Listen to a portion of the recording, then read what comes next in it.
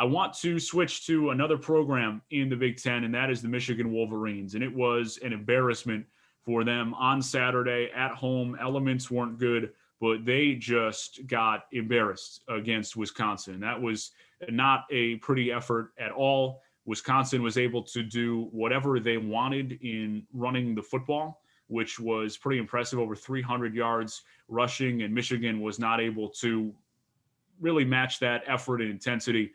Joe Milton, their starting quarterback, really struggled in the 49-11 loss through a pick that was perhaps one of the worst that I had ever seen. He just, I guess, forgot what color he was wearing, because you're wondering whether this linebacker was going to drop it. He was so wide open. So it begs the question about what the outlook is for Michigan for the remainder of this season. They're 1-3. They're out of any semblance of conference or playoff contention. And it's another disappointing and lost season for Jim Harbaugh and the Wolverines, who have time and time again not been able to deliver when they are playing against Ohio State. Harbaugh yet to beat them. They've beat Michigan State only once, and he's yet to beat Wisconsin as well. And this latest setback of 49-11, the seat is warming and the clock is ticking on Jim Harbaugh at Michigan. 100%. And, first of all, as bad as Michigan was on Saturday, credit to Wisconsin, because they are, and, shout out to our friend Jimmy Sullivan in that respect. But, Wisconsin is a great program, and they seem to be getting better and consistently better. So, good for Badgers fans. You're happy for them. But in terms of the Wolverines here, I think what you got to do, specifically with the Jim Harbaugh era mostly, is pack it up and say, this didn't work. We took the risk with an NFL coach who wanted to come here. Obviously, this was not an NFL coach that was out of contention for NFL jobs. He wanted to come to Michigan, and he got a lot of money to come to Michigan. But it just didn't work. And I think the best programs are the ones that can understand those kinds of faults and move forward from them. And I hope Harbaugh is also in a position to understand that in himself, as much as he probably won't have much of a say in what happens to him after this is all said and done. But I think if you're Michigan, you kind of got to pack your bags on 2020, as most of us have for all of our hopes and dreams for this calendar year, and say, no, gave it our best shot, didn't work.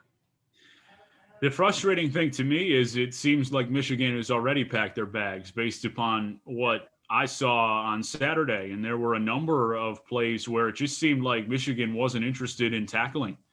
A number of defenders just making business decisions about not wanting to stick their head in there and tackle Wisconsin ball carriers, because there was one touchdown in particular, and I forget when it happened during the game, but it was a 15-yard carry where a running back goes on a fullback dive, and a running back goes on a dive and just scores a touchdown untouched. It's a run right up the middle, and nobody touches him. That's just, to me, a lack of wanting to be there and doing what it takes to win in this day and age of college football. And the only thing for me that is questionable now about Jim Harbaugh is are Michigan and their finances. Because when you're talking about the landscape of colleges and the impact of COVID and their financial situations, can they afford to pay Jim Harbaugh $12 million plus whatever he's owed to the rest of his coaching staff to not coach and then bring in another quality candidate? Or will this hamper their ability to find somebody else? I think that's the only question right now. Not that Jim Harbaugh is someone who deserves to stay at Michigan, but rather, is it something that Michigan can do with the financial situation that has affected so many across the country, and colleges included? So there's some talk and some buzz about potential NFL interest. I'm not sure I would be terribly high on Jim Harbaugh's return to the NFL with the way this Michigan tenure went. I know that things went well for him in 2014 and dating back to his tenure with the San Francisco 49ers, but 2014 is a long time ago. 2013 and 2014. 2014 was his last year. but that's a long time ago in the NFL, and we'll see if he can regain some semblance of that. Brian Costello wrote an article this morning about it potentially being time in the New York Post about it potentially being time for the Jets to poach Jim Harbaugh from Michigan.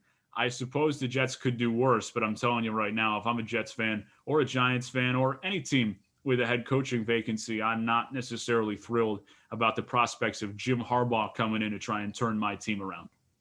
That's not the place you want your coach to be coming from. You know, let's say in 2015 you were a freshman football player at Michigan, and your new coach is coming from the NFL. His decision to want to come and coach for you, that's where you want your coach to be coming from. That's the kind of enthusiasm that will get you behind a coach, that will get you to connect with your coach, that will make you play better. And you know, the issue that has been to this point in the last few years with the Giants and the Jets is that that's not where their coaches are coming from. Someone who's coming from a place that left them with a bad taste in their mouth.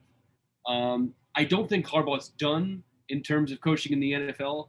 I just think college didn't work for him. It's a different game, obviously. It's a different scene, specifically in the Big Ten, where things are just big, to put it quite frankly.